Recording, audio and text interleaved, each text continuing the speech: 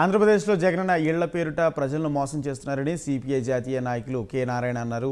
ఈ సందర్భంగా విజయవాడలో భారీ బహిరంగ సభ ఏర్పాటు చేశారు. జగనన్న ఇళ్లను ఉగాదిలోపు ఇవ్వకపోతే ఆందోళన ఉధృతం చేస్తామని చెబుతున్న నారాయణతో మా విజయవాడ ప్రతినిధి వెంకట్ ఫేస్ టు ఫేస్. ఆంధ్రప్రదేశ్లోనే జగనన్న ఇళ్లు ఇవ్వాలని కోరుతూ పెద్ద ఎత్తున సిపిఐ ఉద్యమ కార్యాచరణకైతే ముందు సాగుతుందని చెప్పుకోవాలి. ఈ సందర్భంగా విజయవాడలో పెద్ద ఎత్తున మహాసభను ఏర్పాటు చేసి భవిష్యత్ కార్యాచరణ అయితే వివరించడం జరిగింది. దీని మీద మనతో మాట్లాడడానికి సిపిఐ జాతీయ కార్యదర్శి అయిన నారాయణ మనతో ఉన్నారు. ఆయనతో మాట్లాడే ప్రయత్నం చేద్దాం. సార్ నమస్తే సార్. ఇప్పుడు జగనన్న ఇళ్లకు సంబంధించి అసలు ఏ ఉద్దేశంతో ఈ మహాసభను ఏర్పాటు చేయడం? వాస్తవానికి ఇది కమ్యూనిస్ట్ పార్టీ ప్రోగ్రాం కాదు. గతంలో చంద్రబాబు నాయుడు గారు టిట్కో ఇళ్ళు 5 లక్షలు ఇళ్ళు కట్టించాడు. దాదాపు 90% పూర్తి అయిపోయింది. ఇంక 10% అయితే ఇళ్ళు పూర్తి అయిపోతాయి.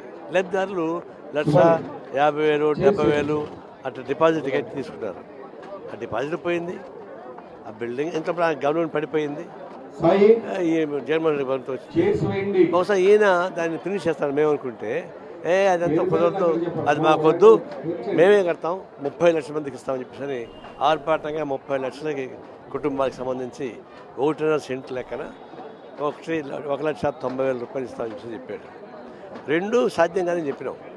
ఆ రోజు ఆయన ప్రారంభోత్సవం చేసిన రోజే తిరుపతిలో నేను చెప్పింది ఏంటంటే, అయ్యా 1.5 సెంట్ సరిపోదు, ఇప్పుడు పేదవాళ్ళ పిల్లలు కూడా చదువుకుంటున్నారు, మొగుడు పిల్లలు కాపరాలు చేసుకోవాలా, వాళ్ళకి 1.5 సెంట్ సరిపోదు, కనీసం మీ ఇంట్లో కుక్కలకి ఇచ్చినంత జాగానే ఇవ్వండి అని అన్న.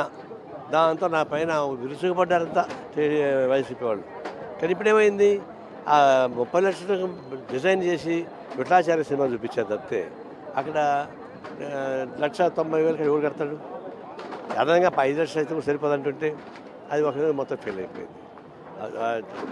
చంద్రబాబు నాయుడు ఏమో ఆయన అపసొత్తు కట్టుకుని గవర్నమెంట్ సొత్తు పెట్టాడు, దాన్ని నాశనం చేశాడు ఈయన.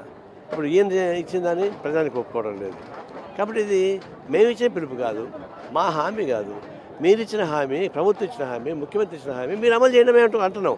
అంతే ప్రభుత్వం కోలు దోస్తాం మేము అని గడపాలు తీసుకొని రావడంలా, మీరు ఇచ్చిన హామీని అమలు చేయడం అంటున్నాం. అమలు చేయకుండా పోతే ప్రత్యక్ష కార్యాచరణ కోరుకుంటాం. పిలిపించారు మనవాడు రామకృష్ణ చెప్తాడు.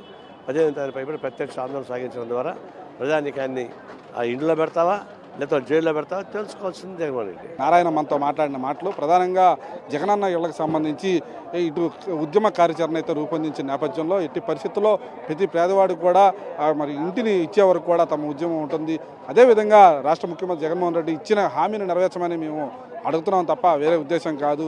కాబట్టి వెంటనే రాష్ట్ర ప్రభుత్వం స్పందించి పేదవాడి గూడు సౌకర్యం అయితే కల్పించాలని అయితే మాత్రం కామ్రేడ్ నారాయణ చెప్తున్న పరిస్థితి. కెమెరామెన్ సురేంద్రతో వెంకట్, ప్రైమ్ 9 న్యూస్, విజయవాడ నుంచి.